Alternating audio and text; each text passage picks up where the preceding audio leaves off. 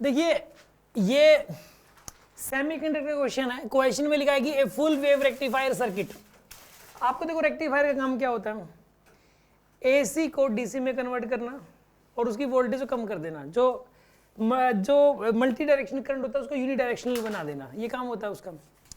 आप समझो कि जैसे जो चार्जर होता है जो मोबाइल फ़ोन से जोड़ते हैं, चार्जर में वो जो डिब्बी सी लगी रहती है उसका काम यही है। तो जो दोस्तों जैसे मोबाइल फ़ोन होता है उसके अंदर बैटरी लगी रहती है, वो कितना 10-12 वोल्ट पे काम करती है और वो भी डीसी चाहिए उसको, लेकिन पीछे से रहा होता है 220 एसी।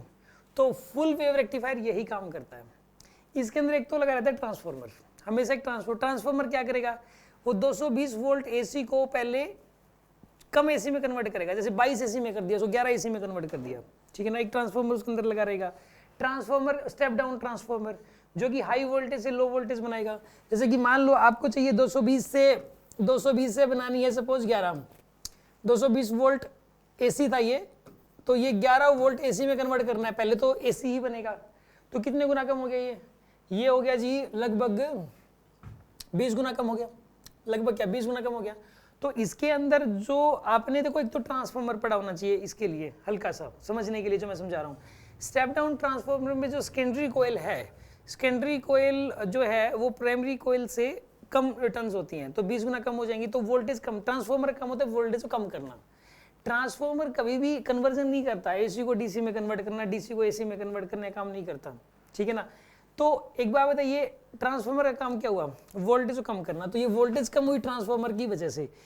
इसने कुछ और पूछा है, इसने क्या पूछा मैं भी बताता हूँ मैं आपको।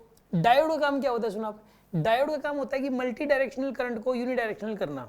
डायरेक्शन जो डबल डायरेक्ट करंट कभी इधर से चल रहा है कभी इधर से, तो उसको यूनी डायरेक्शनल बनाया जाता है डायोड। डायोड का काम ये होता है रेक्टिफायर के अंदर। रेक्टिफायर में यानी कि जो मोबाइल फोन का जो अडेप्टर है, उस अडेप्टर के अंदर जो डायोड लगी हुई है, उसमें ट्रांसफॉर्मर भी लगा हुआ है, उसमें डायोड भी लगी हुई है और उसके अंदर कैपेसिटर भी लगा हुआ है, ठीक है ना। कैपेसिटर और इंडक्टर दोनों ही लगे हुए हैं। तो यहाँ पर क्या है कि कैपेसिटर और इंडक्टर दोनों लगे हुए, तीन दो क्या क्या लगा रहता है एक अडेप्टर के अंदर। ट्रांसफॉर्मर लग गया जी, ठीक है ना, ट्रांसफॉर्मर लग गया, और क्या लग गया इसके अंदर, डायोड लग गई, डायोड्स, और क्या लग गया इसके अंदर, कैपेसिटर लग गए, कैपेसिटर और इंडक्टर लग गया, ठीक है। ट्रांसफॉर्मर काम क्या था, हाई वोल्टेज हाई एसी से लो एसी में कन्वर्ट करना। डायोड का काम क्या था, डबल डायरेक्शन में करंट चल रहा था उसको यूनि डायरेक्शनल बनाना, ठीक है ना। इन दोनों का काम होता है, ये पाई फिल्टर डिवाइस होता है उसके अंदर यूज होते हैं, एडाप्टर के अंदर भी पाई फिल्टर होता है, पाई फिल्टर में दोनों यूज होते हैं। इनका काम क्या होता है कि करंट के अंदर जो फ्लक्चुएशन आ रही है, यानी एसी से डीसी में कन्वर्ट करना, जो कम ज्यादा जो हो रहा है, ठीक है ना। देखो इसने कर तो दिया, यूनि डायरेक्शनल बना तो दिया, लेकिन वो यूनि डायरेक्शनल होने के बावजूद भी कम ज्यादा तो होगा ना डायोड ने। इसका मतलब ये नहीं कि वो यूनि डायरेक्शनल बन गया तो एसी से डीसी में कन्वर्ट हो गया, एसी से डीसी में कन्वर्ट अभी भी नहीं हुआ। देखो ट्रांसफॉर्मर ने क्या किया, सुना मैं आपको एक बार ये समझा रहा हूं क्या है कि यहां पर बेसिकली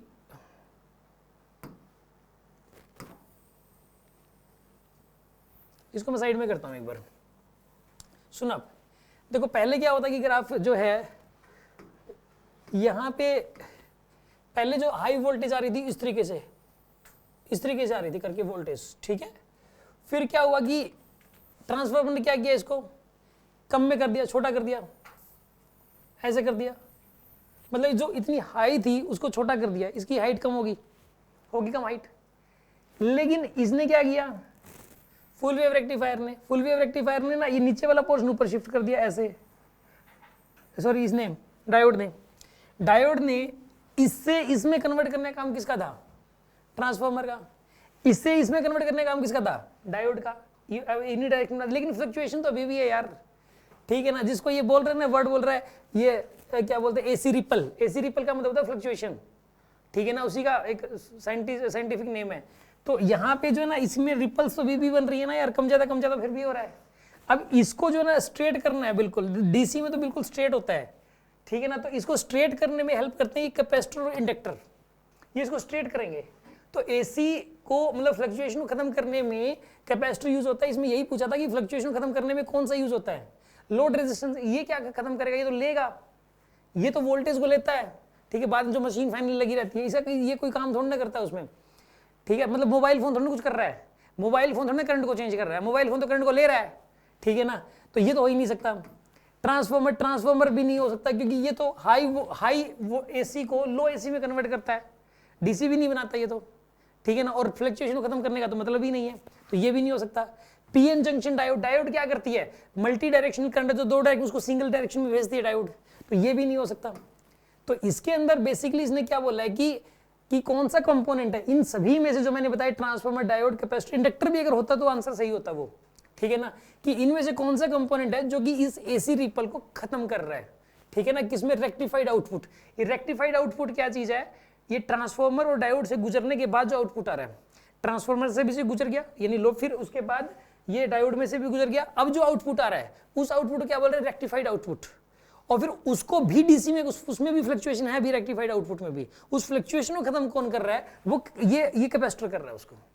आई थिंक आपको समझ में आ गया होगा। इस टाइप के क्वेश्चंस की प्रैक्टिस के लिए आप हमारी डीपीपी को फॉलो कर सकते हैं।